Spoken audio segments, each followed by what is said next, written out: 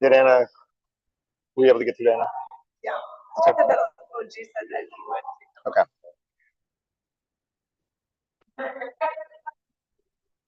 Could do if we need. Hey, Adam.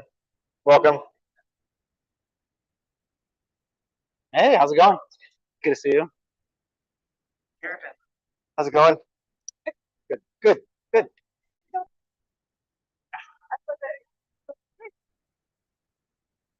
Thank you. Thank you. All right, should we get started? Yeah. Then.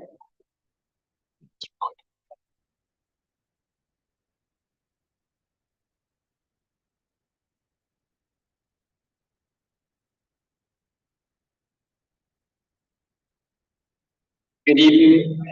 Good evening, everybody. Ooh, that's echoey. Can everybody hear me okay?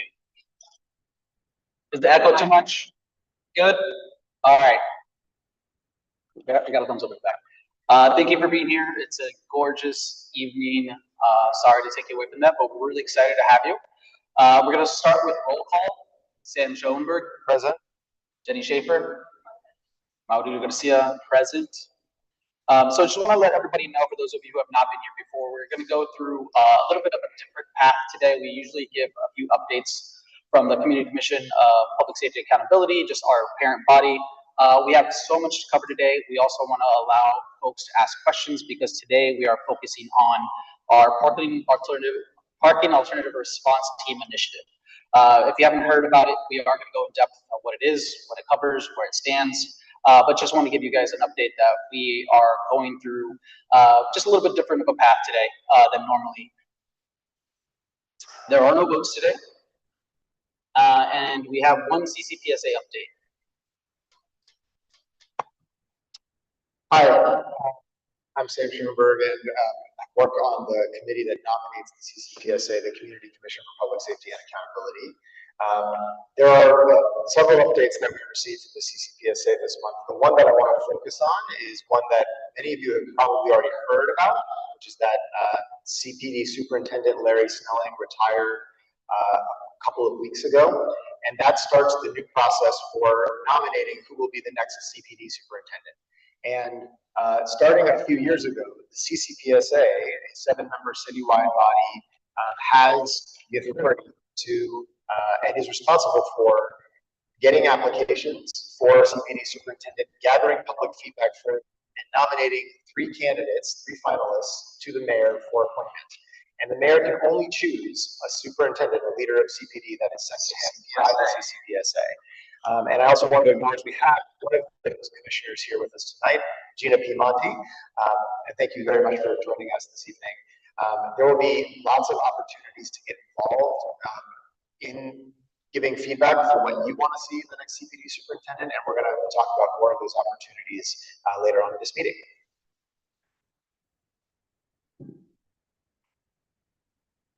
Okay, so we are going to do something, like Lily said, different than normal, and just kick it off right into the meat of our meeting and really start digging into why we brought everyone here and the topic that we wanted to talk to you guys about tonight. Starting with talking about the importance of alternative response. The framework that our district council has kind of been working on our ideas on how to optimize the use of the police force kind of falls into 5 different buckets. And we think it's really important to think about how to best optimize them so that we can make sure that our officers are deployed where they're most needed and also have time to build that trust with community. Tonight, obviously, we are going to be focusing on the implementation of alternative response. To kind of ground us in why has this become such an important topic to us and why is it something we care about so much, there's kind of 5 big things that I think about why we need to be really moving towards alternative response here in Chicago. First is that alternative response really works to connect residents to the services that they need most, making sure that people in crisis are connected to the emergency responders who are able to best fit the needs of the emergency. So that piece is really, really crucial. And because they are connected to the right response, it improves the outcome for the person experiencing that crisis, right? It also reduces the chance of them falling back into a similar crisis. because we are giving them the tools that address their crisis at the point of crisis. And we know that not all crises need a police response. Another reason why we think alternative response is really important is because it helps us use we have a very limited, police are a limited resource. We don't have an unending pool of police officers that we can pull from. So we need to be really responsible and thoughtful about how we use our police officers.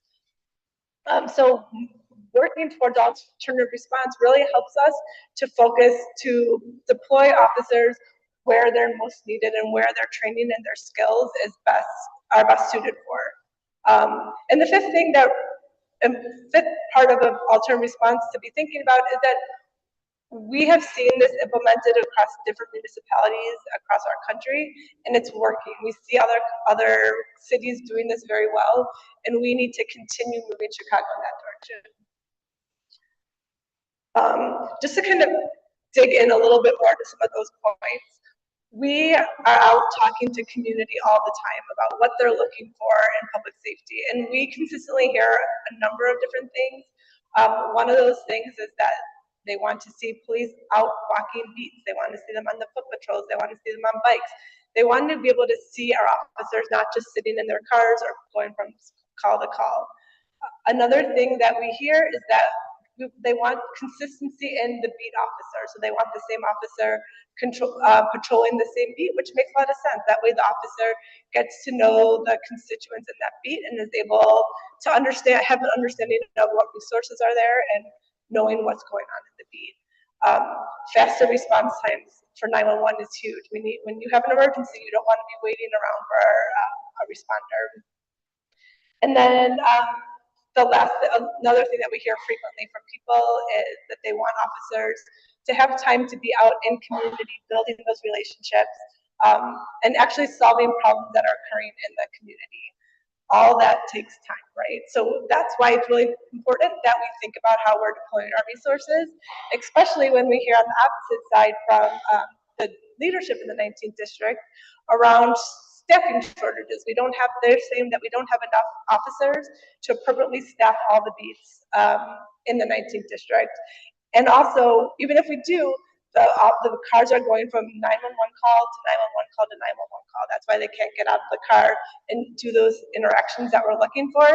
And actually, our commander in the 19th district, Commander Amin Jasani, has said at meetings that he believes that there's a lot of calls that police officers should not be responding to, including specifically mental health related calls.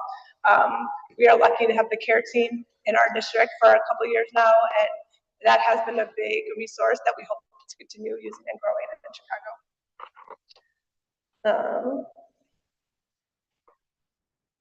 In addition to it being something that is a goal of ours, we also, CPD set a goal for themselves to have all their officers being able to be off radio 40% of the time. So making sure that 40% of the time they're dedicating their time to proactive community policing, doing those things that we talked about.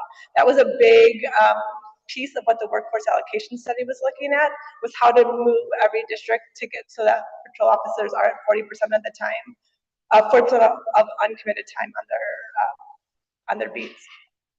But the biggest challenge to that is that despite having room in the budget to hire more officers, CPD has been relatively flat. We haven't been able to get more officers into the department.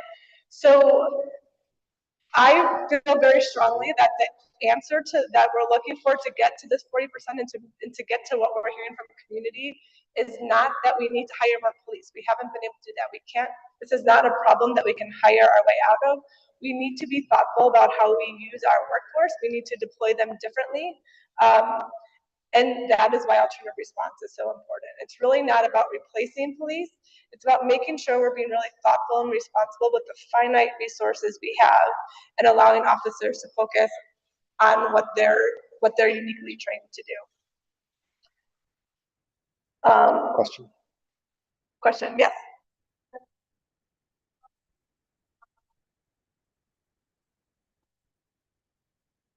Yeah, the question was, can they tell us how much time is currently allotted to the proactive policing? That was a big part of the workforce allocation study. So actually in the 19th district, we are under 40%. I think we're at like 35%. There are several districts in the city who are at 40%. I know our neighboring district in the 20th district is at about 60% of off-radio practice time. But there are also several, I think there's about 13 districts that are under that 40% bar that we're trying to get to. So that is some information about why we really believe this is an alternative response is an important way forward. And it's also important, like, to mention that other cities are doing this successfully, and we need to catch up as Chicago as a city.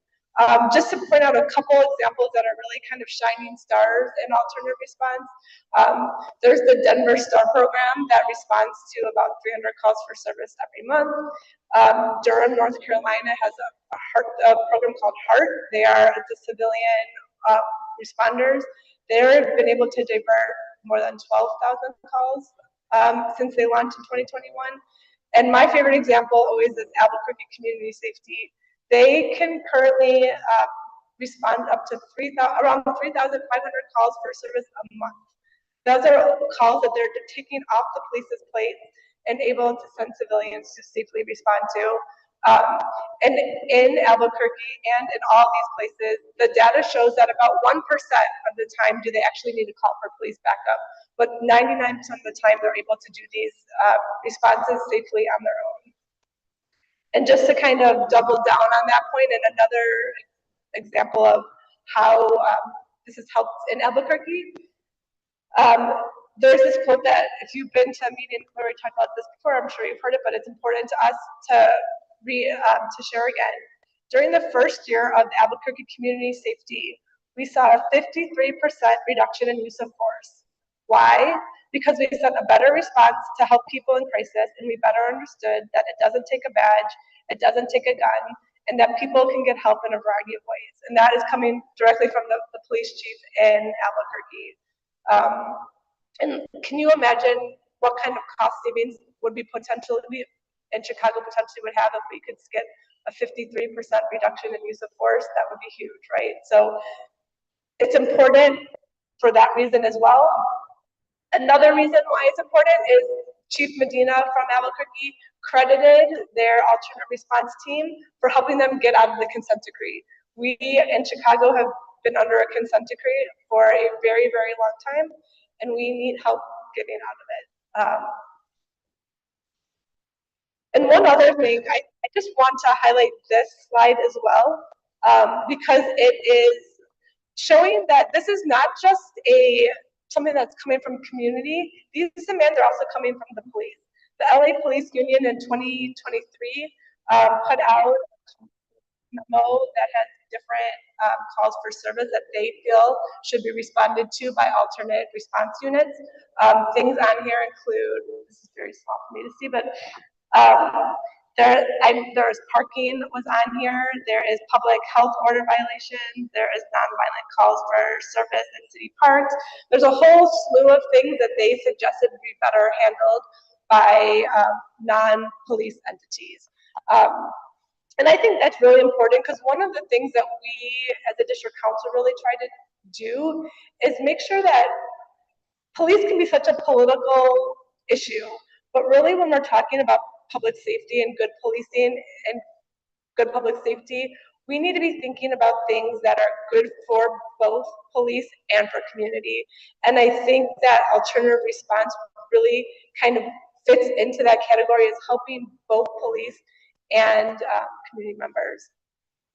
And they're just wanting to note also that since they put out these lists of demands, they've implemented some of them in parts of LA, and they've been able to divert 6,900 calls for service to these alternative response units with about 96% resolved without any type of law enforcement involvement.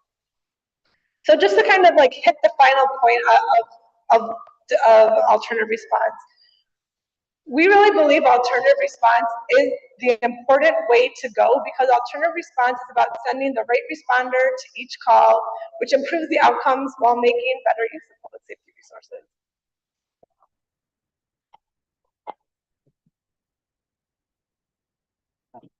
Oops, sorry. And just so for everyone to hear this, this young gentleman here, Mr. Mitchell, is from the city. He's a city photographer. So I just wanted to make you guys aware, just in case you're curious as to what the pictures are coming from. So as Jenny was saying, question.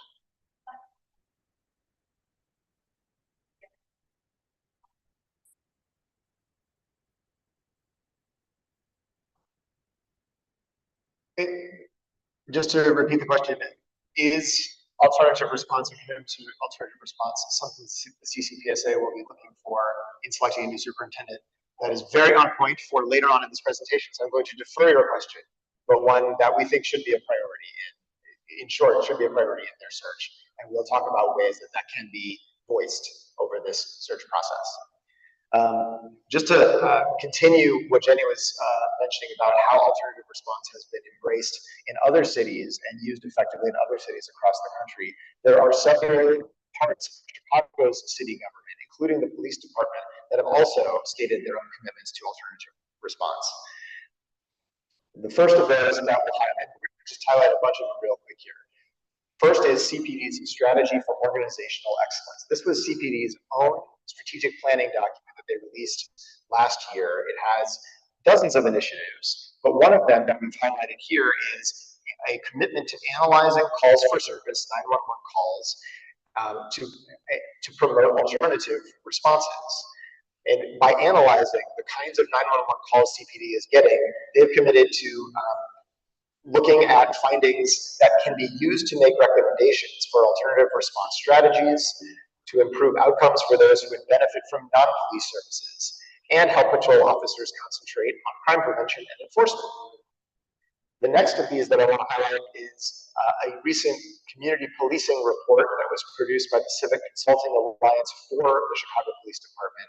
It took stakeholders from across the city and talked to police officers and subject matter experts to make recommendations for what community policing should look like. And one of their recommendations is, and one of the things that they heard from community members, is that they want police officers and public safety services to have the right response at the right time, and to enable CPD officers to be able to refer other kinds of services that are not law enforcement for different kinds of problems that don't require a law enforcement response. Mayor Johnson has also repeatedly stated his commitment to alternative response programs. The one that we've highlighted here is from the mayor's People's Plan for Community Safety, which committed to an initiative of also conducting a 911 call analysis and reviewing options for alternative response. And I'll also note that, as many of you are aware, as we've highlighted, the mayor has touted the expansion of the CARE program as recently as 2 months ago. Of course, in our view, the expansion does not go far enough and more needs to be done, but there has been a continued commitment from the mayor for expanding these types of alternative responses.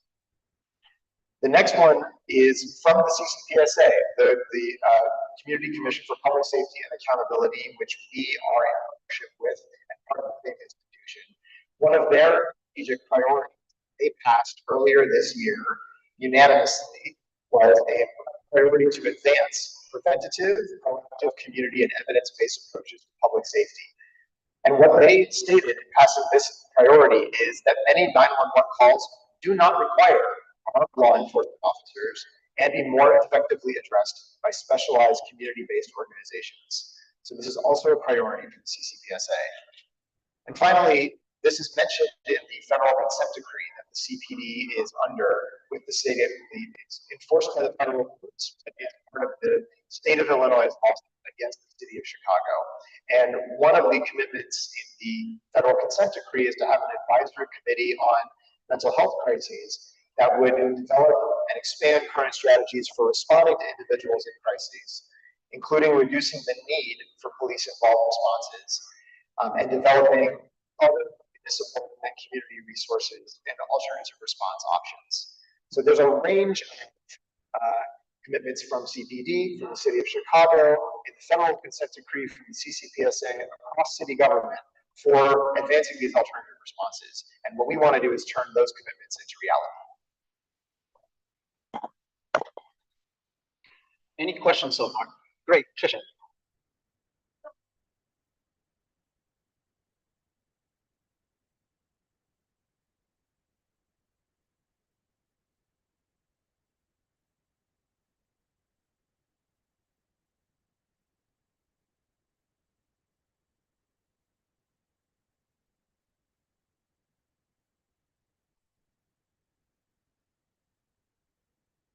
question is, how do we make it go from paper to actually making stuff happen? And that's a great question, and that's what we're trying to do. And we'll get into the little bit of what we've done. It just takes a lot of collaboration, a lot of coordination with multiple departments within the city, a lot of stakeholders, and quite frankly, sometimes a little bit of politics as well. We'll let you know exactly where we stand.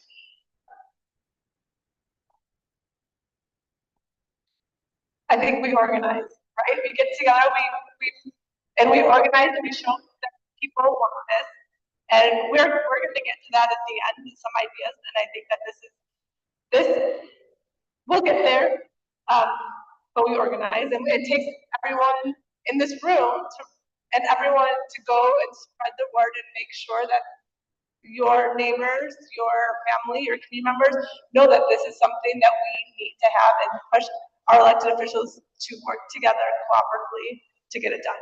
But we'll talk more about this. And I want to add, and this is really thanks to Jenny and Morelio's organizing efforts for this meeting while I've been out on parental leave. But in this room, we have representatives from Alderman Knudson's office, Alderman Lawson's office. We have Alderman Matt Martin here with us, who will be speaking briefly in a bit. We've got representatives from State Senator Sarah Feigelholz's office. Is there any elected office that I'm missing in the room? And State Representative Margaret Crook. We have candidates for office, former and current. We've got community-based activists here in the room. We've got a commissioner from the CCPSA. We've got workers with community violence intervention programs and community-based organizations. So this is a powerful group right here in this room, and also some listening online. And thank you all for being here. But what we think we have the power to do is convene a lot of these stakeholders, like many of you in this room, to advance these solutions and all work in the same direction.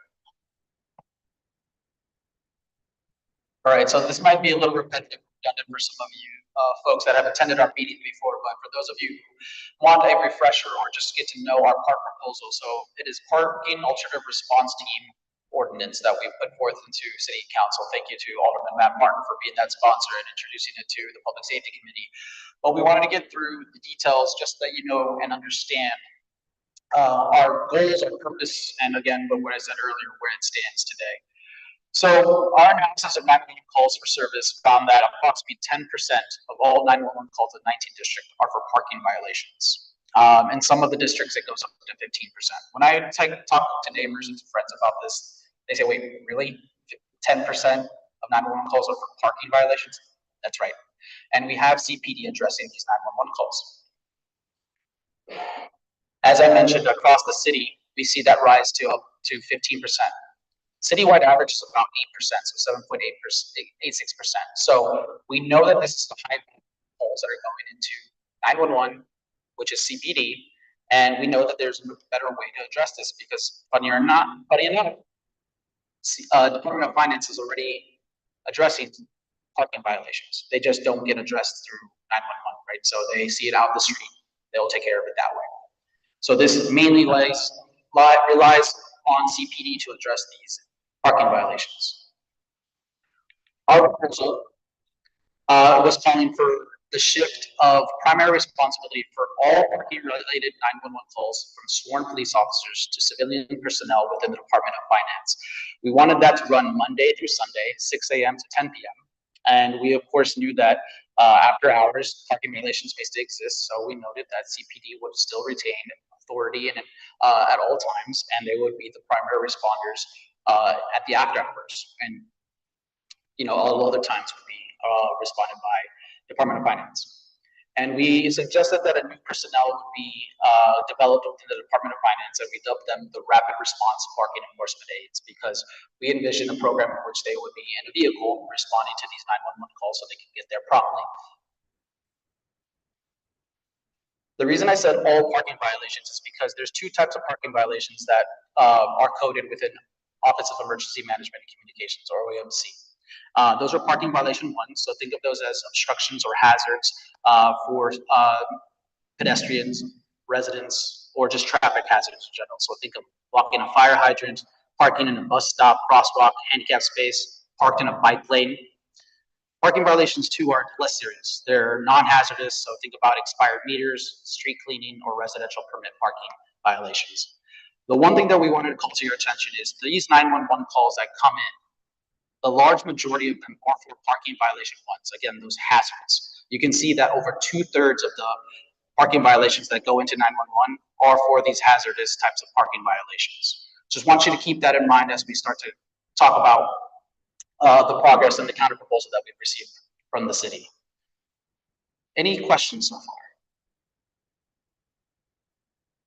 The other thing that we wanted to note is that these parking violation ones do present a safety risk to our community members, right?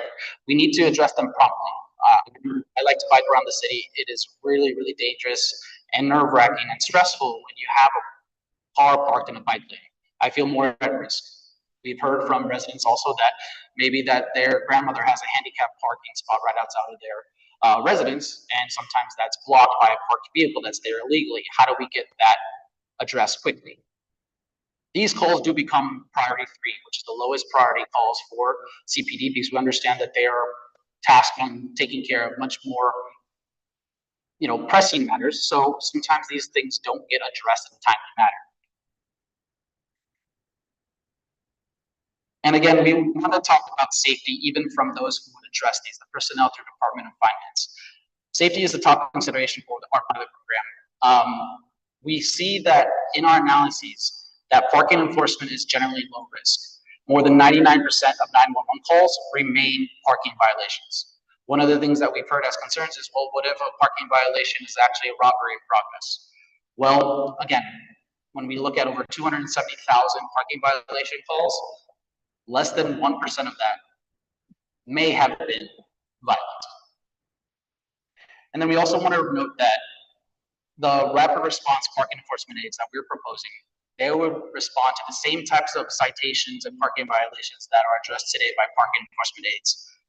They would go into the same training, which is meant to reduce risk at all costs. So things like if there's someone in a vehicle that's parked illegally, do not engage. If it's a large group, do not engage. Everything to make sure that the safety of the parking enforcement aid is maintained. So we would keep those same procedures and protocols in place for this program. Again, safety is one of the biggest things that we wanted to put first and foremost when we were talking about this pilot.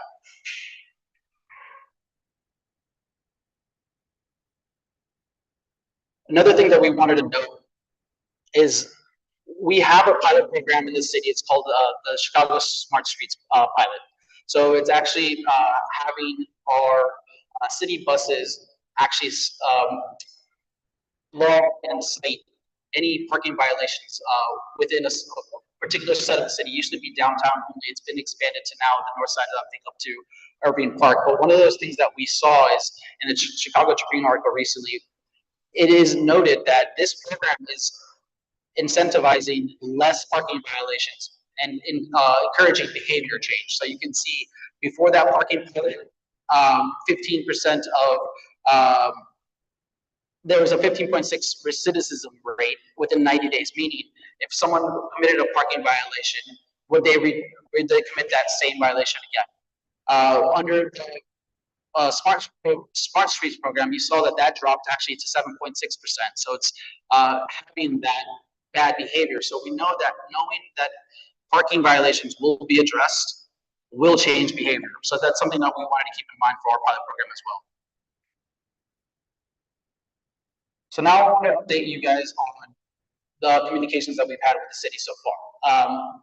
We first started on this program 2 years ago, July of 2024. We've had lots of conversations within those last 2 years. Most recently, we've had a flurry of conversations and meetings.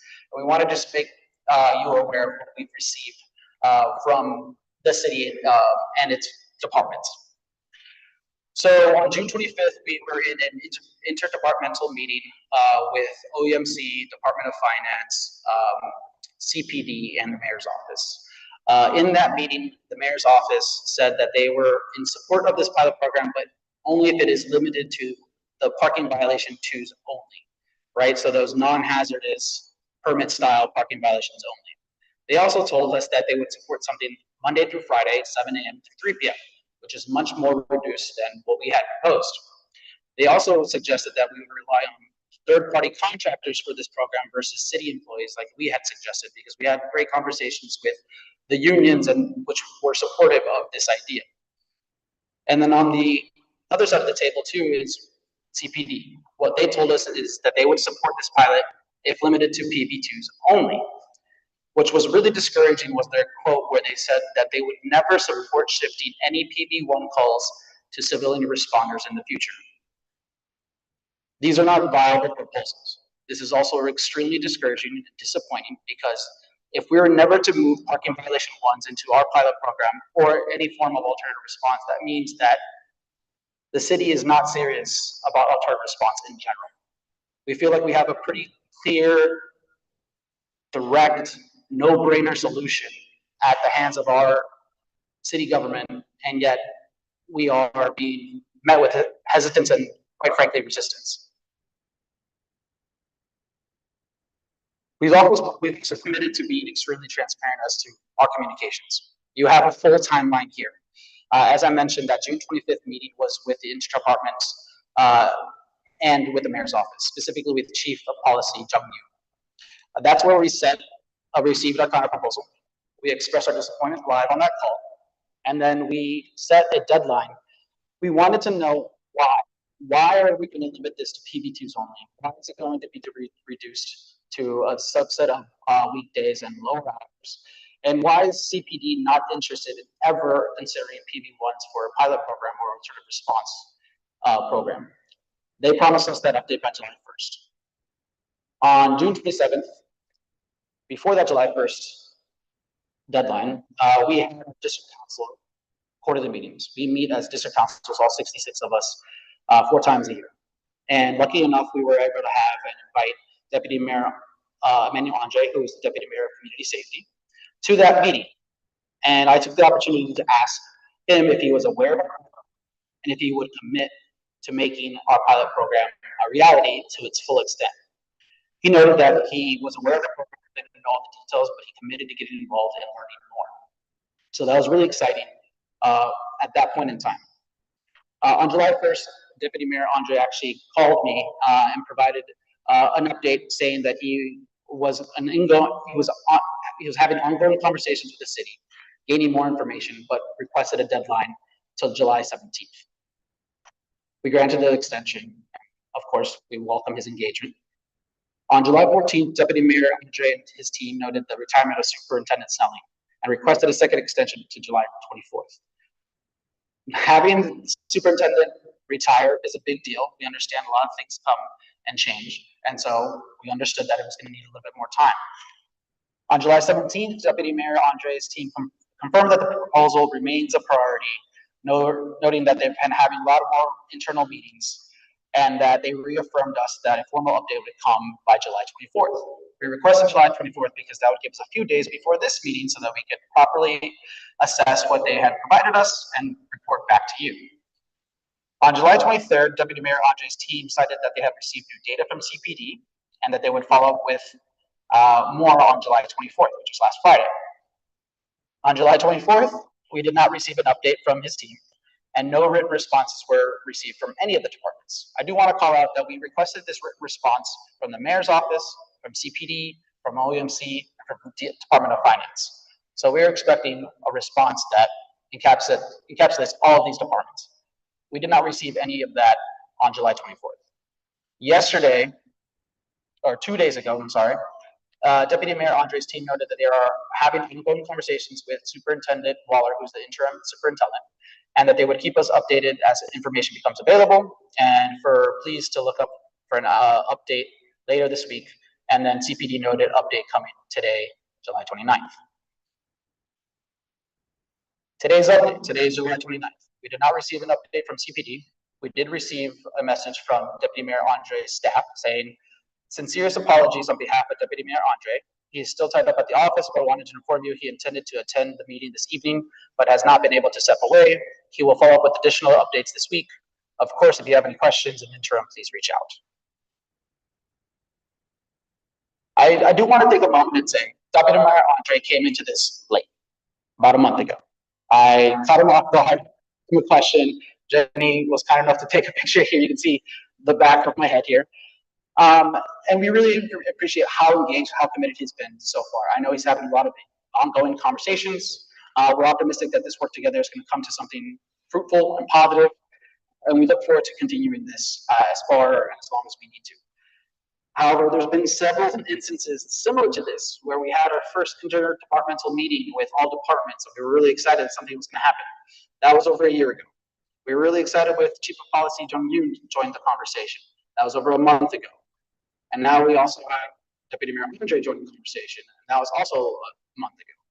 We're extremely grateful for everyone's collaboration, but dialogue is not action, and we need to see things done. So this is us committing to you that we're going to keep this timeline going as long as it needs to, because there's a lot of work to be done. We're optimistic that something is going to happen, but we owe it to you to be transparent. So we wanted to be as transparent as possible and let you know exactly what we've been receiving. Are there any questions or comments? I have two. Okay. Yeah, Rick.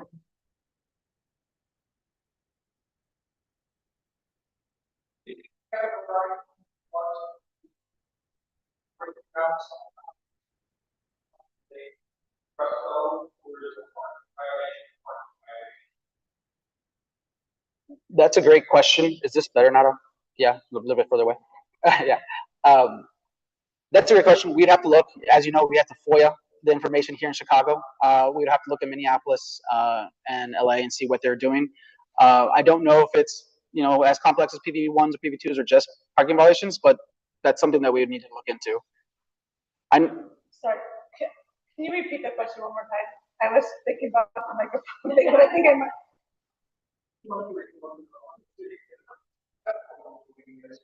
They got part violation, PV1 and had a express some means to be able to roll it out. That's a great question. I actually, Sam is about to present on a couple other cities that are doing this, but I actually called the cities, their 311 number, and talked to them and asked them, and they go for all, they don't discriminate based on parking type. They go out for all types of parking. So maybe they had to work it out internally, but it's not something that the public faces or understands, or it has to, manipulate and deal with.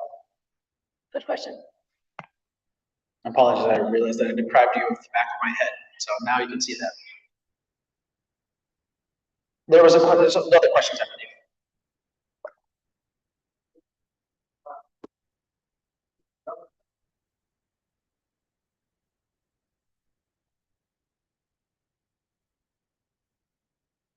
Yeah, great question. The question is if there's something violent actually happened on with the PV1, what is the procedure there? Department of Finance can call 911 themselves. That is what we've been told, and that's what they do today. If there's anything dangerous, they're informed to call 911. We've also talked about the possibility of providing them with radios so that they can radio their supervisor, and their supervisor can get in touch with the dispatch team. So it's more about the first response, getting the appropriate person to address parking violations so that police can focus on more serious matters, and as Jenny mentioned, focusing on that 40% off radio time. And I think there are a lot of jobs, a bus driver, a teacher, there's lots of jobs that could potentially have dangers involved. And we set up systems so that we can protect those people, but we don't put police officers in all those roles. Sorry, not that. So we'll just end this section here before we hand it over to Sam. Is just we all need to come together. Tricia, great question about how we come together as a community. It also requires the departments internally, the city government as a whole, to really embrace change. We don't think this is necessarily an innovative, novel, creative thing that we're talking about. It seems pretty straightforward, but we are so rooted as a city and as our logistics that it's really hard to implement change, and that's what we're really pushing our city officials to do, to think about change. And this is something that the city is demanding, that the residents are demanding. So it's really going to require the full collaborative force of all of our city government, and we're looking forward to keeping pushing on them. Oh, actually, now is a great time to introduce Alderman Matt Martin of 47th Ward.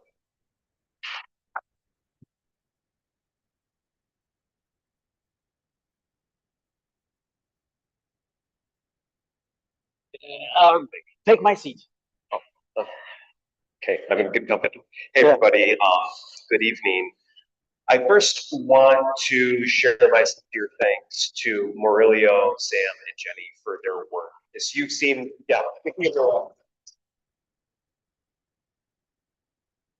as you've seen both this evening, as well as for those of you who've been able to attend prior meetings, this is exactly the sort of work that I and others who voted to establish CCPSA, the Police District Councils, envisioned our Police District Council members doing, to be a part of the solution, to say, look, here's what we're hearing from residents in terms of their frustrations.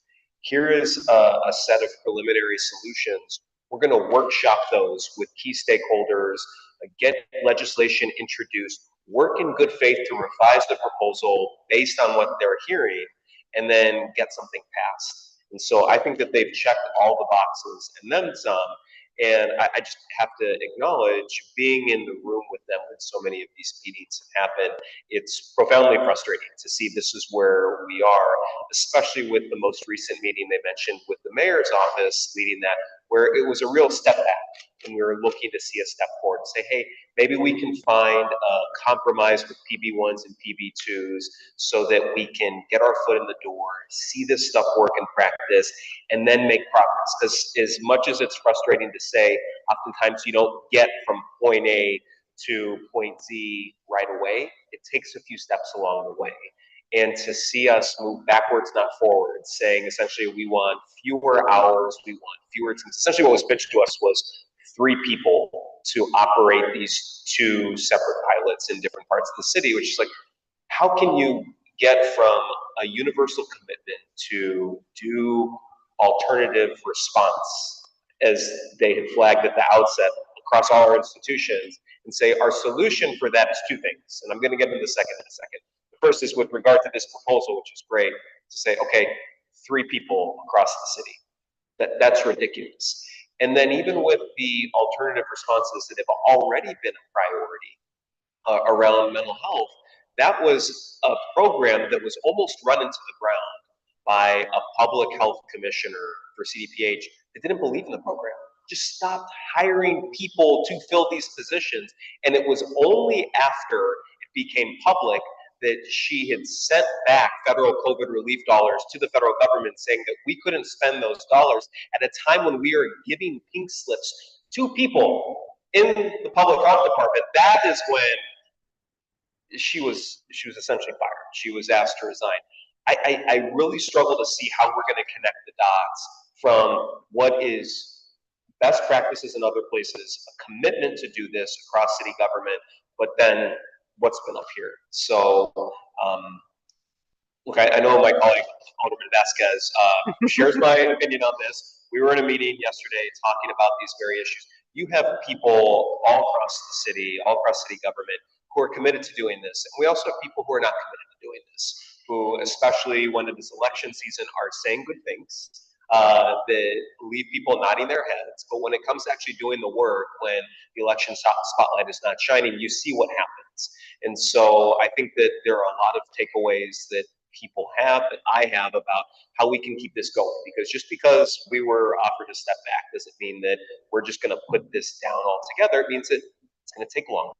It's going to be a harder fight, but this work makes sense. This is work that this community, including people in this room, have been asking for many months, if not many years. And it just goes to show we really need to expect more out of our elected and appointed officials. Because at the end of the day, we all have busy calendars, right? Where they're filled with a lot of things. We're all juggling a lot personally and professionally. But at the end of the day, the reason why we all were elected to do the work that we're doing is to achieve particular outcomes. And what our district councils ran through today, that's not the sort of outcomes-based government that we want. I sincerely appreciate Deputy Mayor Andre having conversations with us and having conversations with the other departments, but we are no further along with his involvement than we were before he got involved, or when we first asked the mayor's office to work with us to find a compromise.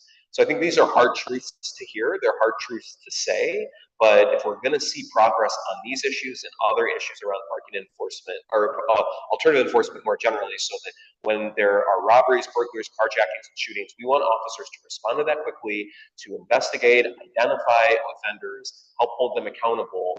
And when it's someone who is parked in a bus lane, someone who is parked in a crosswalk, when there's someone who's having a nonviolent mental health crisis, we do not need an armed officer responding to those. That is not the highest and best use of our time. And they will be amongst the first people to tell you that.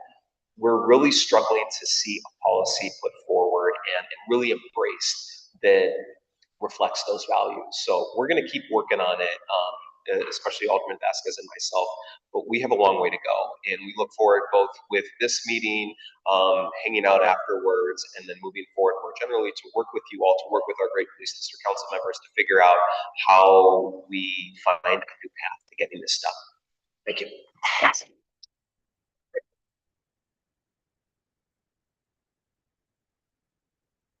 Thank you so much, Alderman. I do just want to extend our thanks to Alderman Martin, to Alderman Vasquez, who's joined us in the back. Sorry to call you out again.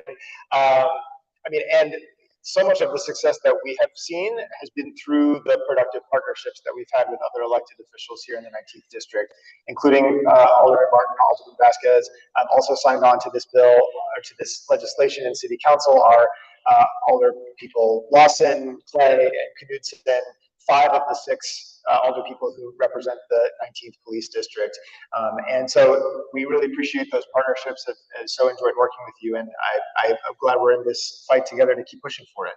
And as Alderman Martin mentioned, this is not a difficult concept to understand, and other jurisdictions throughout the United States are already implementing a similar process of having non-police traffic enforcement aides or officers respond to parking violations.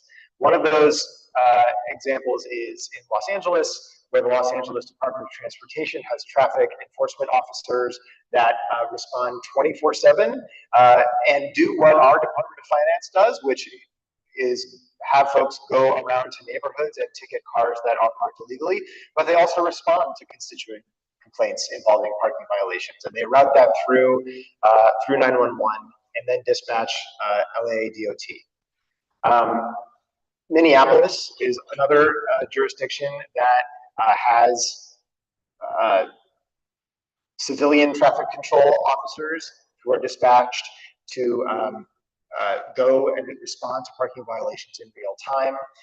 And just in our neck of the woods, our neighbor to the north, Evanston, has been doing this for years. Our council's made contact with Chief Scott Sofier, who's currently at Northeastern Illinois University, but used to be a commander in the Evanston Police Department. And his full quote in support of this proposal is here, but I do want to point out his saying that shifting parking enforcement to a civilian department is a common sense, safe, and effective approach. In fact, this model has operated successfully in the city of Evanston for decades. And as a strong advocate for exploring alternative response strategies in modern public safety, he fully supports the district council's parking alternative response team initiative.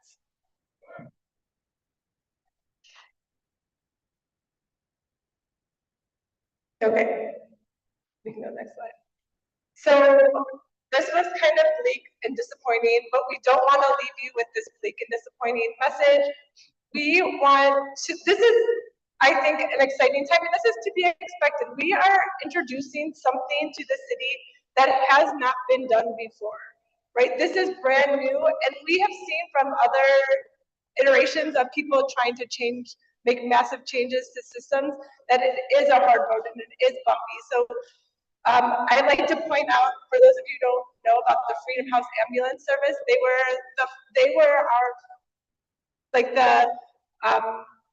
are what EMTs came from. They are a series of team of Black community members who were not getting fast enough services, and realizing that police back in the 60s were the ones who would come to the house, take someone who's having a heart attack to the hospital. They realized that that was not the best response, and they created a better response that now is part of our public safety system that we don't even think twice about. Of course, we want an EMT in our emergency response system. They had these same bumpy roads that they went through, and look at where we've gotten, right? This is to be expected because we are looking for major change, and we need everyone now to kind of keep rallying around it and use this as a way to push forward and not as like a, let's throw our hands up and say we're done. And just to kind of double down on the support, people are talking about this. People are excited about this. We have all these people in the room right now, and we're gonna have some people from organizations who came from the organization. Kind of, we want you guys to stand up in a minute. We'll get there. But there are lots of community members who support this. There are lots of elected officials who support this. The support is strong, and it's going to keep growing, especially if you guys and us continue to use our voices. I think another really exciting thing that happened, Chicago was the host city for an alternative response convening that had over 450 people in attendance. That conference continues to grow and grow every year. So this is the direction that we are headed as a city and as a country. And Chicago, we're going to help Chicago get on board and make the changes and do the work together to move forward with alternative response. One thing, like we are presenting this parking idea, and we thought that the parking is a really good way to kind of practice building the muscle of what it takes to have all these different departments collaborate and work together to form alternative response. But we also want to acknowledge that it's not just parking when we're thinking about alternative response. There's so many other areas. There's the care team, like Alderman Martin talked about, and we talk about frequently at our meetings. NYU Policing Project put out a report in 2004 where they did a similar call analysis that we did and kind of gave suggestions and ideas about what other things we should be looking at as far as expanding into alternative response. They listed things like traffic collision, burglar alarms, reports. That's as being some major things that police are spending their time on. Yet maybe we don't need a police officer to do that. So this is an exciting time because there's a lot of things happening where we can really get our leaders on board. We have seen from working with CARE and from working on PART that we need the buy-in of all people in city leadership to make this happen. And we have elections coming up, so this is a really important time to make sure that you are all attending your candidate forums, and at those candidate forums, you're asking candidates questions to understand what their commitment to alternative response is.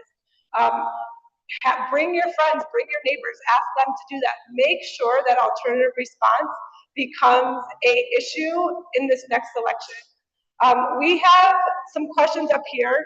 We also created a flyer that is on the table. Matt will pass it out to you guys.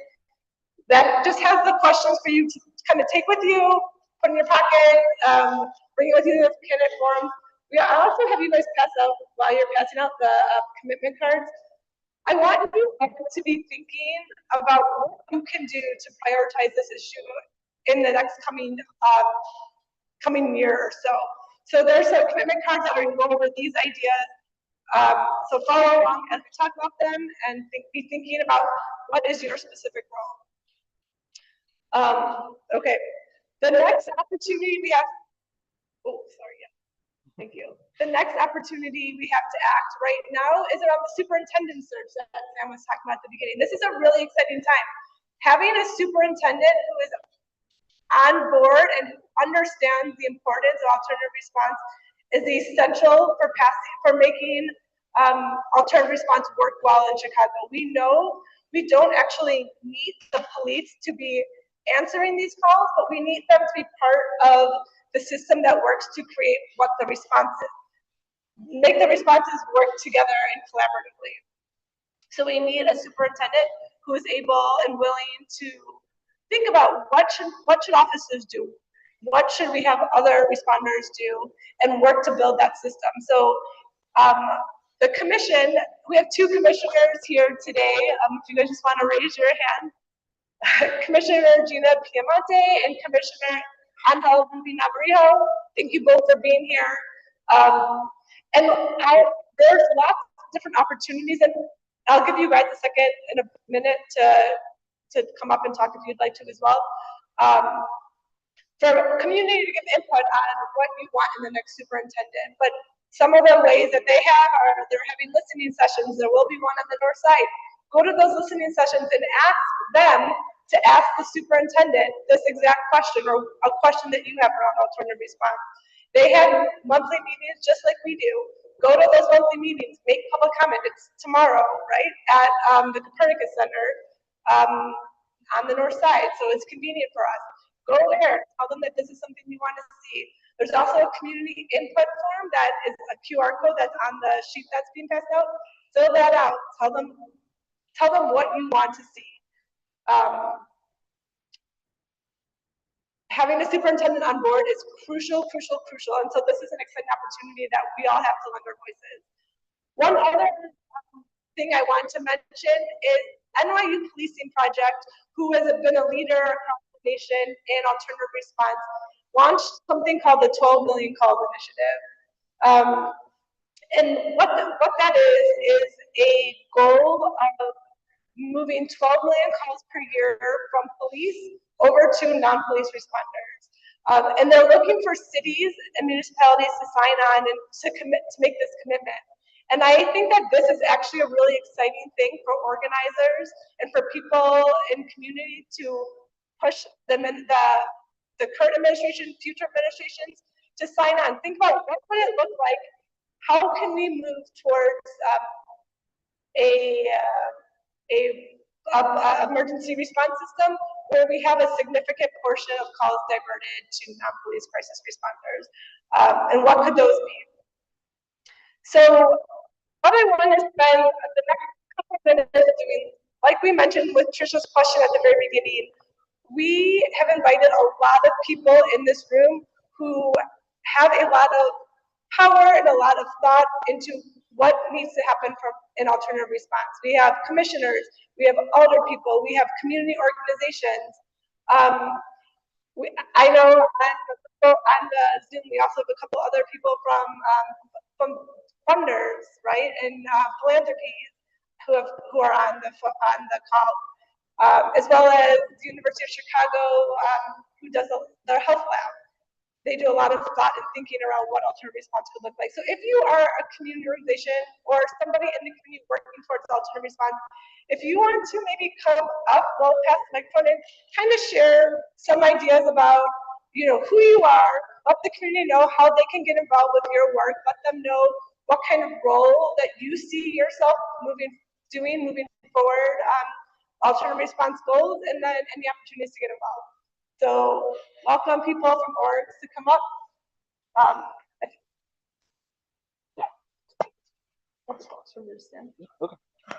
All right. Just like a 1 to 2 minute. Yeah. Hi, everyone. Angel Ruby Navarijo, Commissioner, CCPSA. Thank you, Commissioner Pimanzi, for coming as well. As the district councilor said, I want to thank them for inviting me and many others to this meeting. A good example of how we work together to kind of push an alternative response goal forward was the CARES goal. And I think with the CARES goal, we were able to have those proactive conversations and pressure the mayor's office to kind of make those commitments and expand the CARE program and help support that. That remains a goal for us, which means we check in quarterly with the department on this, and it helps us keep track. And if this is something, maybe a goal that the commission, I would love to see it maybe get picked up next year. I won't be on the commission next year, but I highly recommend if you continue coming to our meetings and make public comment that this is something you want to see the commission take up as a goal next year, or alternative response in general, which is what I wanted originally. We would love to hear your voice on that. I've worked for 3 different aldermen, and I can tell you firsthand, parking is like an issue, if not every day, every week. And Alderman Vasquez, if he's still here, if he doesn't remember the curb stoning issue, he can tell you all about it. We definitely could have used alternative response then. Thank you so much. Come to our meeting tomorrow to make public comment. Our commissioners will be talking about some critical updates that we've been working on, as well as some concerns and some updates on the things for the superintendent search that is coming up. We are still searching for a search firm, but more details will come out on our social media as soon as our community engagements are ready. Thank you so much for giving me some time. Oh, thanks.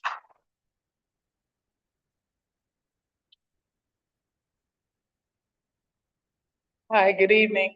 My name is Jackie Baldwin, and I am with JCUA located at 4411 North Ravenswood. And we have a community safety committee. We were involved in getting the ECPS ordinance passed. My hope is that it does not take nearly as long to pass this important legislation as it did for us to actually win ECPS. What can we do? You can come join us at our community safety meetings. If you give us an email, we're happy to send you that information. And my suggestion is always that you all are lucky if you live in this area, you have aldermen already on board, but maybe you're here from another ward. Call your alderman and say the time is now for this. When we did this, of course, police accountability is important. But police accountability begins with making sure our officers are not asked to do jobs they're not trained for. And so this is an important piece of legislation. I look forward to working with people to make it happen. Jenny already said, organizing is how we get it done. So please join us in the effort to make sure we pass this in months, not years. Thank you, Jackie.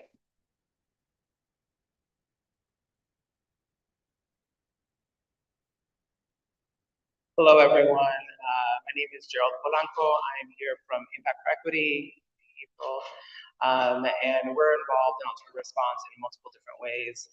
I'll talk a little bit about some of the work I focus on specifically, and April will talk a little bit differently. So a lot of the work I do in terms of alternative response is around care. We heard Alderman Martin talk about that. We heard them talk about this as well. Care is really important to us, and thinking about how alternative crisis response looks like for mental health and for folks experiencing socio-emotional distress.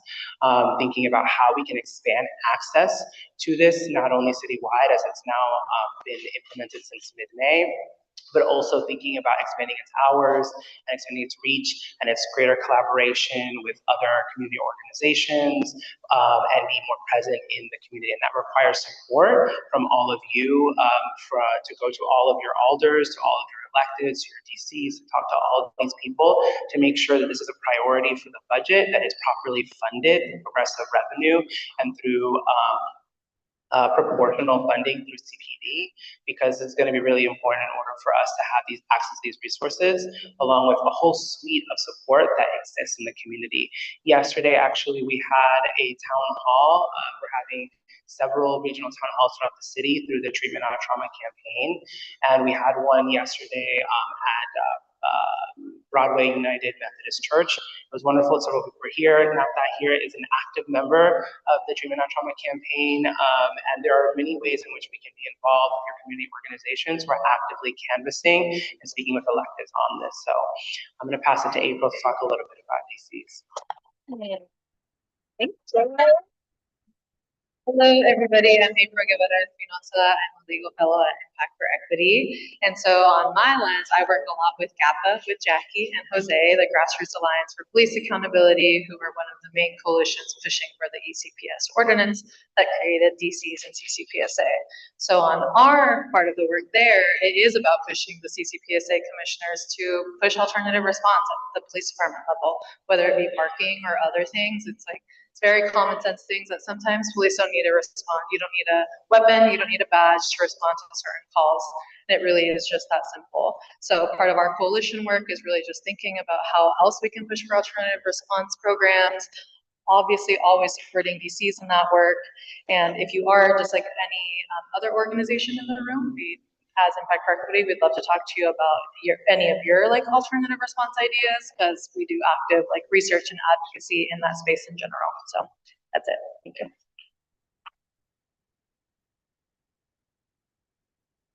Hey, good evening, everyone. My name is Jose Abance. I actually work for the Policing Project. And yes, we're an organization based out of NYU School of Law.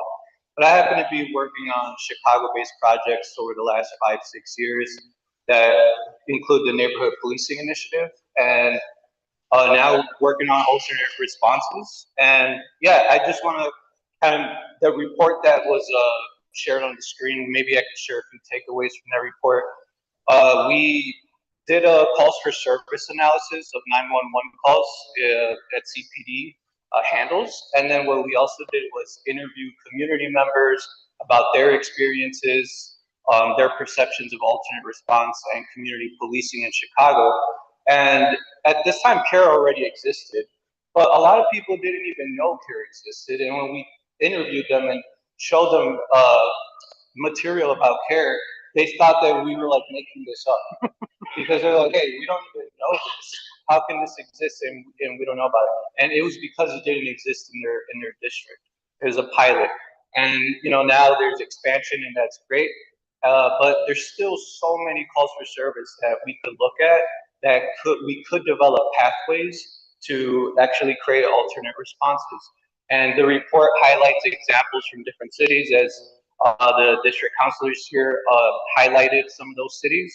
The main thing too, I think, is having a comprehensive alternate response system includes having dispatch involved. And maybe some calls don't even get dispatched because they could be handled over the phone when we have embedded clinicians working within 911, right?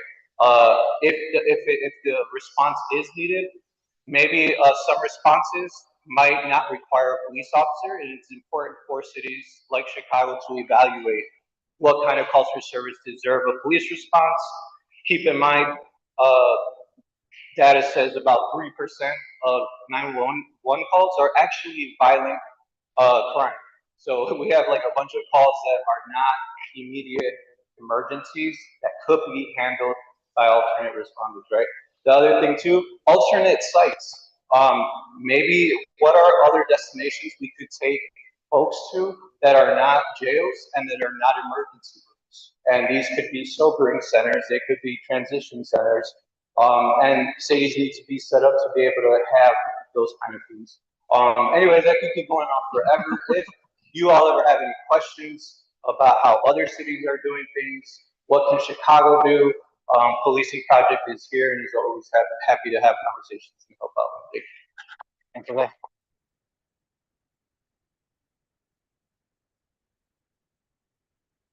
So we are very lucky to be Chicago and to have lots of great organizers and people working in Chicago to meet these goals. And one thing that I'm going to commit to is to try and talk to the organizing groups and see if this 12 million calls is something that we want to try and push Chicago to sign on to and figure out what that would look like here in Chicago to do. So also, you all have tremendous ideas. We've just listed out some. If you have other ideas on how you can get involved, please email us at our email address, which is up there. Please write it down on your commitment card. Please fill that out and really, really give it some time to think about what you can do and how you can help. Because it's going to take all of us coming together to make the change that we want to see here in Chicago. Fill out your commitment card, please. Yeah. All right, any questions before we move on to public comment? All right. Just a quick recap of what public comment is. Everyone's going to have 2 minutes. If you wrote your name down on this little piece of paper, or if you want to make public comment, just see that, and then they can bring them up.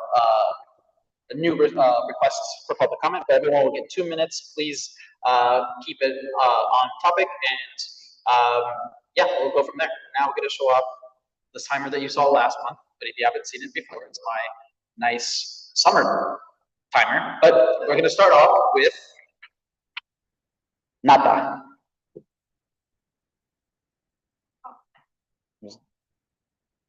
And please state your name, and then I'll have the timer up on the screen.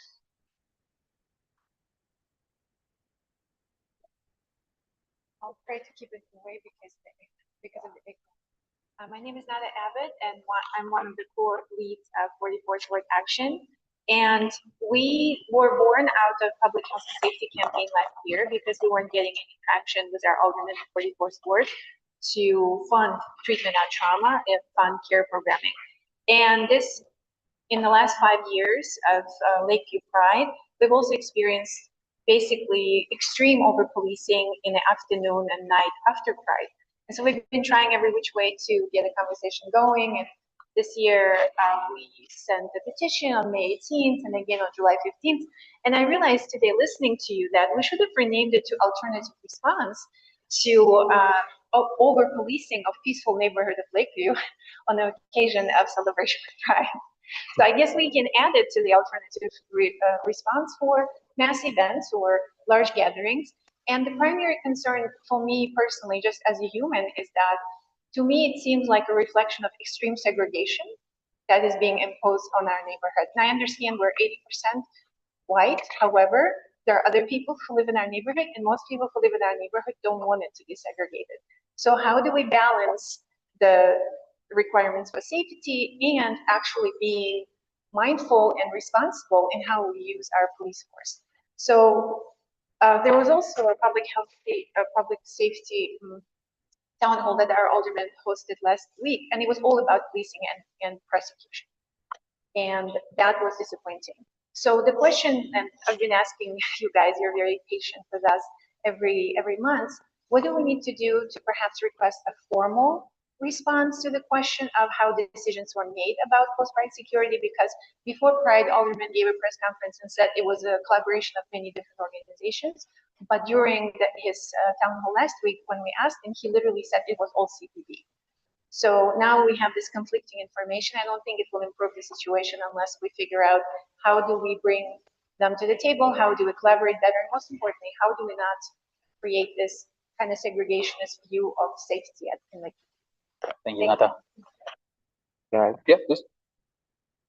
Thank you for that comment, Nata. And I won't respond to all the comments, but I did want to mention that we have discussed this as a council, and one of the policies that has been put in place by the CCPSA over the police department allows district councils to request CPD presence to speak about specific topics. And I do think that this would be an appropriate topic for a district council meeting in the future, and one where we could request the presence of those at CPD who plan this, and certainly invite our community partners. So I can't guarantee when exactly that will happen at this point, but it is one of the, if not the biggest events that happens in our district. And I tend to agree with you that there is a legacy of segregation that comes into play in how folks who come to our neighborhood, who are typically Black and brown folks, are viewed and are policed. And we want to make it a more welcoming environment for everyone to enjoy Pride. It's certainly important to my husband and me. I think it's an important issue, and one I think that we can continue to work on. All right, Trisha Williams.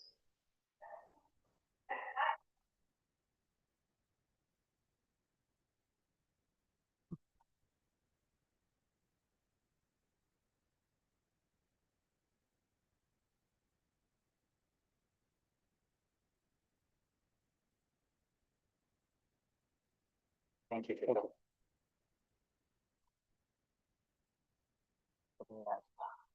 Restart. We have Ken Daras. Yeah, please. Just be careful with my cords here. Thanks much. Yeah, thank Great.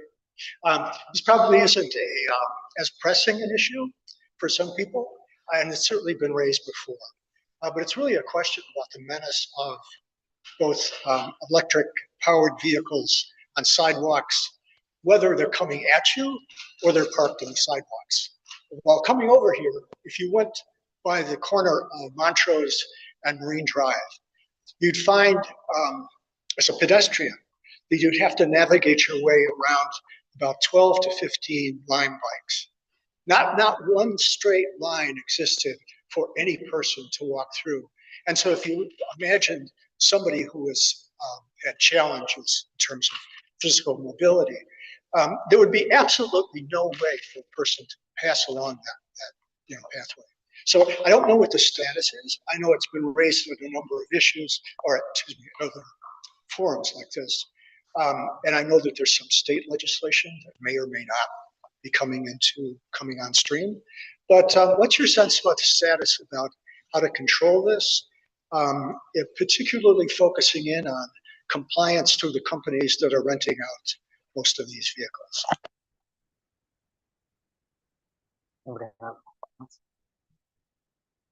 We can throw the ball.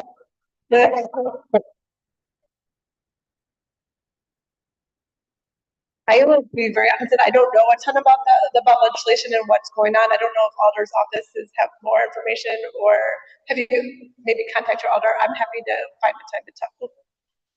Alderman Vasquez is coming up to have some words to say. He's got 2 minutes. I think it'd be, yeah, I don't know if some of you have seen the news, like in 48th Ward, letting you know happen with a set of geofencing where you can't even ride an electric scooter in an area. So I think that's part of it. But also, as these companies are looking to, they're on pilot programs to kind of get the deal to continue. These are stipulations we can place on them, right? You have GPS on all those vehicles to be able to track them. So there is an opportunity to say, if it's on the sidewalk area, then you're going to charge an extra fee to the person riding it. So that way it disincentivizes the behavior. There's different ways you could do it. And I think it's something that's going to come up as they look to re-sign those deals. How am I in time? Thank you. Thank you. Thank you. Peter Locke.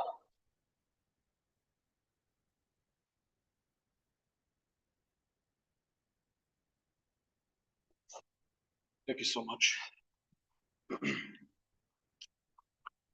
Safety in downtown Chicago is a lying joke. The city of Chicago is in danger. Throughout the city, we continue to keep having teenage anarchists that keep destroying and ruining our buildings and our businesses. These teenagers are domestic terrorists. They are domestic terrorism. These individuals have no but to be locked in a jail cell. Anyone who commits destruction in this city should be locked up for life. We also are seeing increases in car thefts, robberies, and various throughout the city. The Magnificent Mile is now the empty mile. Chicago, this is my true warning. I need to elect officials who will actually be citizens and communities of not only Chicago, but also the state of Illinois. Mayor Johnson and Governor Pritzker are communists. They are only interested in protecting criminals, drug dealers, and the city and the state. They are intentionally blocking the removal and imprisonment of these individuals and allowing them to endanger the public, and they should be ashamed of themselves. Thank you. And last public comment. I think it's Warren Alexander. Okay, please go ahead.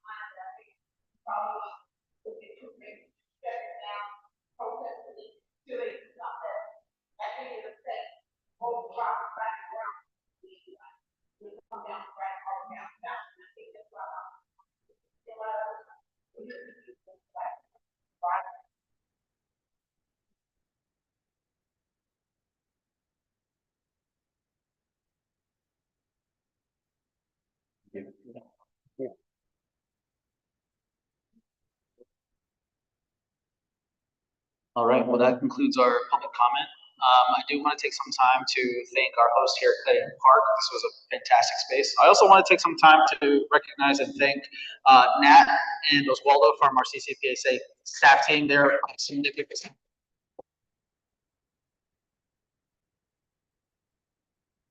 Oswaldo has been a great collaborator and thought partner in our proposal, so I just want to give him proper shout out. So thank you to you both. And then our next meeting is Wednesday, August 26th, here very close Uptown Church. And we would love to see you there. And with that, at 7:54, we will adjourn. Thank you so much for being here. Don't forget to provide your commitment cards, please. Thank you.